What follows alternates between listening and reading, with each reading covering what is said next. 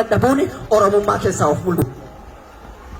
Wanni taatee taate haaloon hin jiru as keessa abbaan kaleessa dhiiga dhangalaaste har'a bor bishaan maa dhangalaastee hin jiru kaleessa wallaalummaa yoo dandeenye gaafas si gorsite yoo dandeenye gaafas kallattiis deebiin har'a carraa arganne har'a siinge har'a achitti waan baallaan dalagin cubbuun dhibiin arbaa achitti hin jiru bilisa.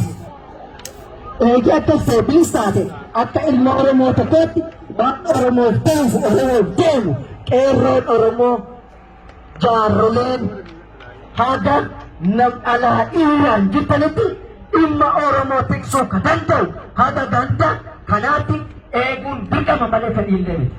Nu osoo kennu osoo hin ta'in Oromummaatti isinii kenne nalleen dirqama kana Oromummaan na kenne hin beekannaa fudhachuu jira. Ambar fulaa kan taa'ee si qajeelchuu hin danda'u. Rakkoo kaleessa caasaa waliin dhaqee ebaluun ebaluutti machuu jira maalii kanatti machuu jira maali waan jira akkasii jira maali hin jiru ammaa wanni furmaatatti hin argatu akka aadaa Oromoo akka gadaatti jaarsaa fi jaarsaan qofa furamu wanni Oromoo wal dhabsiisu jiru. Wanna ganda kanaa malee wanni Tigraayii dhufe wanni Amaaraa dhufe wanni wal si dhabsiisu hin jiru. Oromoon dura akkasumaan bulaa ture. Ergifata warra dhufiitiin wal dhibuun gonfumamaani hin ta'a. Yoo kan goote ilaalcha diinaa seelii diinaa facaasanii deeman har'a dubbii dubbatu keessatti illee mataas hin baana jechuudha.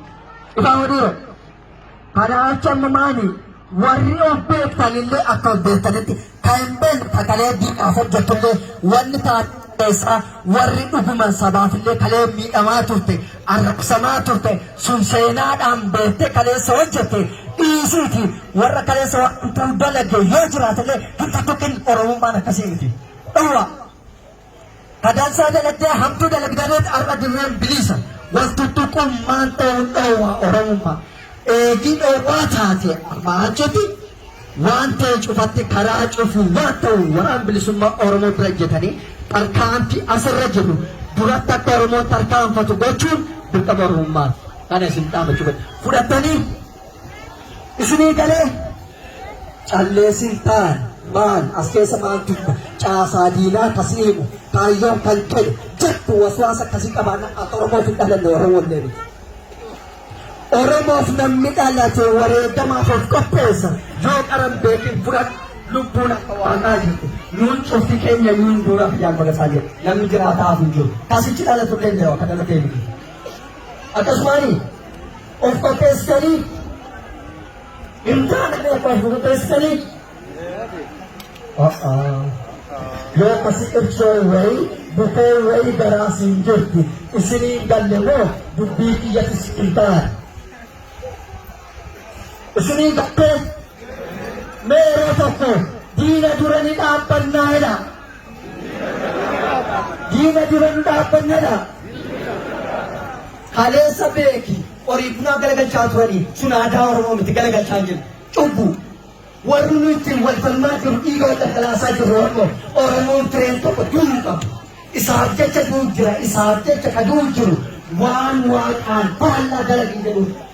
Ammoo Oromoon irraan Oromoon afalmatu jedha maal sodaa jiru. Hin jirtuni meeroo akkasii anillee hin galaa guddoo dheegodhe irra deebii si'aati. Yeroo tokko qoonqoo guutuun dhaabaa'oo jedhaa malee. Ingeen hin bal'inaan goo. Wooboo jedha. Wooboo. Abdii keenya. Daachan keenya. Ingeen namee daachan keenya. Daachan keenya.